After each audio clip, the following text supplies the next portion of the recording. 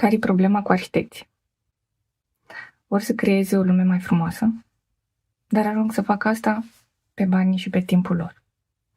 O zic din propria experiență, pentru că am trecut prin toate țările de agregare ale unui arhitect. Am fost 4 ani angajat, 5 ani liber profesionist ca birou individual de arhitectură, 10 ani de MIOLC ca owner de business de arhitectură. Ce mi-au adus acești aproape 20 de ani?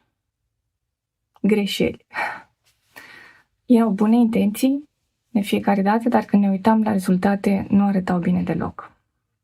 Nu arătau bine financiar, nu arătau bine ca estimări de cost la proiecte, ca estimări de timp, de implicare, nu arătau bine la nivel de relații cu comunicare cu beneficiarii, relație și comunicare cu angajații, cu proprii colegi. Și asta în timp ce munceam foarte mult, inclusiv weekendurile, ajungând să iau foarte mult timp de la familie. În ultimii ani am pierdut circa 50.000 de euro și mi-e greu să povestesc despre asta, dar am făcut ceva bine. Am integrat fiecare greșeală, am privit-o ca pe un semn de circulație care îmi arată drumul corect, drumul pe care ar trebui să merg. Așa am ajuns să construiesc un proces bazat pe unelte foarte simple. Am încercat și unelte complicate, dar dura prea mult timp să le învățăm, să le folosim, să le transmitem mai departe la onboarding și am observat că uneltele, cu cât erau mai simple, cu atât erau mai folosite. Și știi ce s-a întâmplat făcând asta? Am ajuns să-mi salvez biroul și relația cu familia. Îți dau un exemplu. De când ai devenit antreprenor, de când ți-ai deschis propriul birou de arhitectură, ai încercat să faci vreodată o statistică în care să măsori cam care e proporția de timp pe care o consumi în task-uri care nu au legătură cu arhitectura? De genul ofertări, facturări, relație stat în telefon cu oamenii, contabilitate, aprovizionare, rezolvat probleme care apar, tehnice. Eu am făcut asta acum câțiva ani, acum vreo 4 ani, și lucrurile arătau așa. 60% din timpul meu era consumat în task-uri de genul acestora, care nu aveau treabă cu arhitectura, și undeva spre 40% din timp puteam să fac proiectare. După ce am trecut prin experiențele despre care vă povestesc și am creat acest proces și aceste unelte, am ajuns să inversez cumva raportul.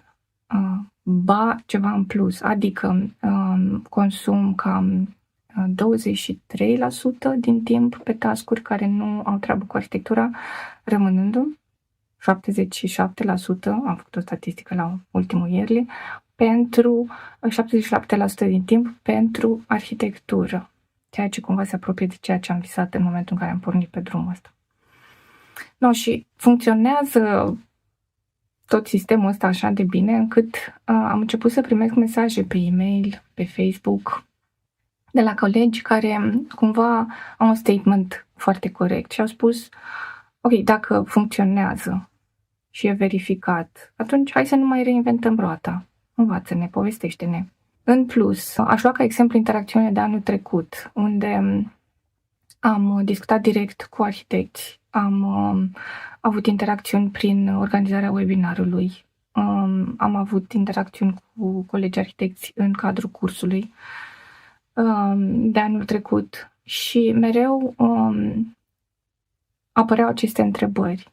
Cum să ofertez corect ca să obțin un preț valid pentru orele pe care le implic în proiectare?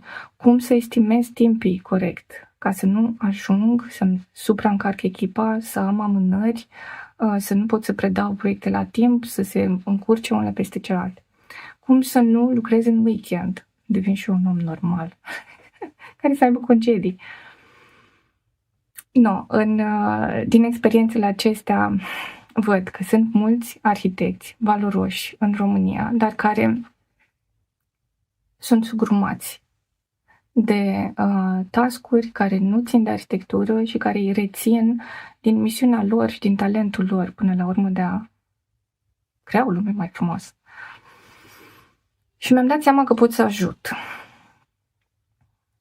Și cam de un an caut soluții, moduri prin care să sintetizez și să pot să explic cât mai bine toată învățătura asta pe care am acumulat-o în cei aproape 20 de ani de profesie, pentru că e transformator. Ține de unelte, ține de o schimbare de mentalitate, dar odată ce faci acel click, totul pare foarte simplu și coerent și natural. Doar că m-am blocat atunci când mă gândeam, ok, dar cum o să fac chestia asta pe Zoom? Și m-am deblocat în momentul în care mi-am dat seama, păi ok, dar nu e neapărat, putem să facem asta într-un curs intensiv de o zi.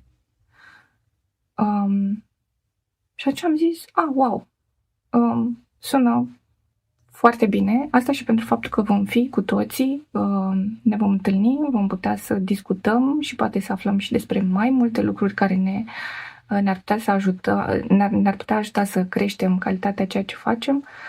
În sfârșit, să vorbim și noi ca arhitecți între arhitecți. Și mă gândeam, ok, dar trebuie să ne întâlnim undeva la Iași, Iașiul în capătul țării, ok, poate fi undeva să ne întâlnim în centrul țării, să ne fie ușor să ajungem. Ok, dar trebuie să venim până acolo, asta înseamnă niște nopți de cazare, ok, no problem, o să includem în taxa de curs, deci cumva va fi plătită cazarea de 2 nopți, noaptea în care se ajunge în localitate și noaptea zilei în care avem cursul, includem cafea, includem prânzul ca să nu ne mai tulbure alte griji și să putem să ne concentrăm la ceea ce se întâmplă acolo și ne bucurăm de ceea ce se întâmplă acolo. Așa că, dacă vrei să afli procesul și uneltele foarte simple prin care am ajuns ca 77% din timpul meu să fiu arhitect și nu omul care stă în telefoane și completează hârtii, prin unelte foarte basic, create în Word, în Excel, care sunt aplicabile instant, de a doua zi, unelte care m-au ajutat să încep să am timp personal și cu familia, să fiu binișor pe plus financiar. Atunci, hai să ne vedem pe 8 iunie, undeva în centrul țării. Miercurea viitoare voi trimite un e-mail în care am să povestesc mai mult, vin cu mai multe informații. Eu am deja e-mail-urile la mulți colegi arhitecți care deja m-au întrebat și au intrat cu mine în dialog în legătură cu acest proces și acest curs. Dar ca să te asiguri că primești și tu informațiile, trimitem un e-mail la contact@miolc.ro cu subiectul vreau curs și atât. Revin cu vești.